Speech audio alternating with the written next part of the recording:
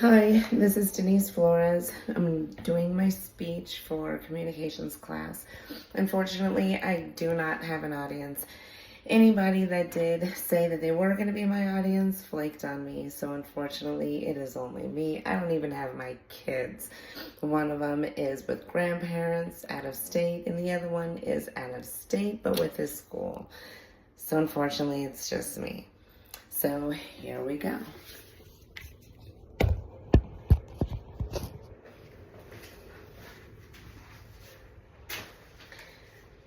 So today I plan on educating you on the purpose of a colonoscopy.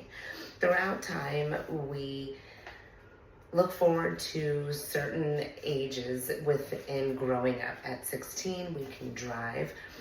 At 18, we're legally an adult and we're able to vote. 21, we can drink finally. 25, some of us look forward to our insurance dropping. Mid-30s, we're looking to settle down, some stability. Mid-40s, all of a sudden, our primary care doctor slaps us in the face with, I recommend a colonoscopy.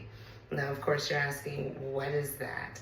Colonoscopy was started in the 1960s by two doctors, Dr. William Wolfe and Dr. Hiromi Shinya of Beth Israel Medical Center in New York City, according to Gastrology Health Partners. They invented the fiber optic colonoscope, which was the first device that enabled doctors to see the entire length of the colon. It was flexible and the design was great. And then there was a breakthrough in the 1980s where they added a camera at the end of this scope. This camera reflected out to an outside monitor, which enabled the doctors to see in real time what it is that they were looking for, which would have been any abnormalities or any polyps or just any irritation or inflammation within the colon. Now you sit and ask yourself, why would I either want a colonoscopy or what would be a reason to go see a doctor to have one done? Well, according to Merriam-Webster, seeing a gastroenterologist, it's a specialist branch of medicine concerned with the structures, function, and disease of pathology in stomach and intestines.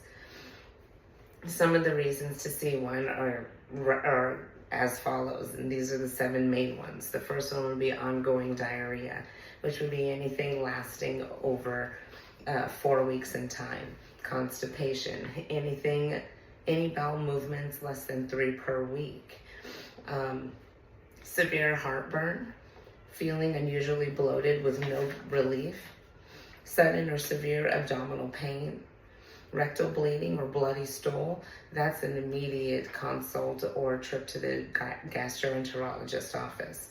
Or just finally, you are due, you're of age, and it's just preventative care. It is found that 1 in 24 men and 1 in 26 women will develop colorectal cancer here in the United States. A simple procedure, such as the colonoscopy, can lower those numbers. Now that you've decided to go along with the procedure, you have to purchase a few things over the counter. According to Penn Medicine, it's 3 main things. One being Miralax, simple bottle, 238 grams. Dulcolax, you're going to need 4 pills, 5 milligrams each. And then, of course, some Gatorade. It's the best option to try to wash all this down and to stay hydrated at the same time. Once you get home, you're going to mix your Miralax and you're going to mix your Gatorade and put that in the refrigerator. And now this is going to be the day before your procedure. You're going to start your clear diet. No more solid foods. You're going to continue just staying hydrated with clear liquids such as Sprites, Gatorades, apple juices, water, of course. Anything, any Gatorades that are colored either yellow or clear, you want to stay away from the reds, the blues, and the purples. They tend to stain the intestines a little bit. And of course, some clear broths. And then the day before, between 5 and 6 p.m., that's when you're going to take your 4 pills of Dulcolax. You're going to take those pills, and then you're going to start drinking your Gatorade mix, and you're going to drink about 8 ounces every 15 minutes. If the fun hasn't started, it will soon. Once your bowels start moving, and you'll know when it has. The day of your procedure, about 6 hours before, you're going to continue with the rest of your Gatorade mix. Again, with the 8 ounces every 15 minutes. And then once you're finally pooping liquid, clear, maybe a little bit of a yellow tinge, you're ready for your procedure. You go check in. Doctor explains the procedure, what's going to happen, which is there's going to be a camera, which is going to be inserted into the length of your intestinal tract, and to look for any abnormalities, inflammation, polyps, precancerous cells. Yes, and then the anesthesiologist will come in and he'll explain what his role is in the whole ordeal. You're going to be wheeled back. Everything is going to take place as they said it would, and then you're off to recovery. They're not going to let you leave unless you start releasing some gas. Once you release some gas and the nurses say that you're good to go, you're off to go home. You are back to normal duties the day after. Of course, staying hydrated and following all the post-op instructions from your provider. And here's a quick video for you to watch. It just kind of sums everything up.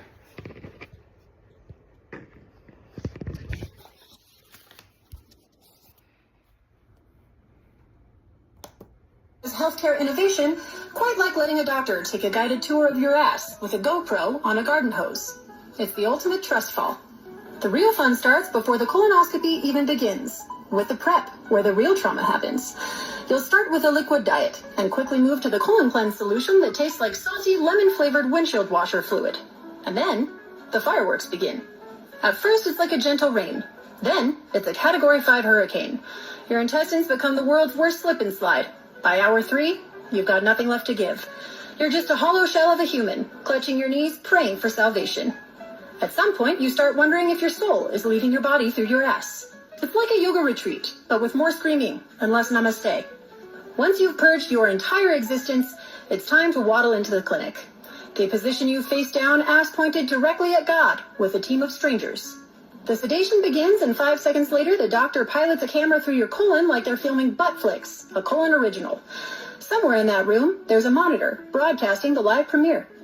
Once it's over, they wheel you into recovery, where you're greeted by a universal truth: the post-colonoscopy fart. It's like releasing an air horn in a cathedral. The nurses will smile politely, but you know they're mentally ranking you on volume, duration, and tone. Somewhere, a nurse is writing down 8 out of 10. Strong effort, needs more vibrato. But it's a small price to pay for knowing your ass got a 5-star Yelp review from the medical community.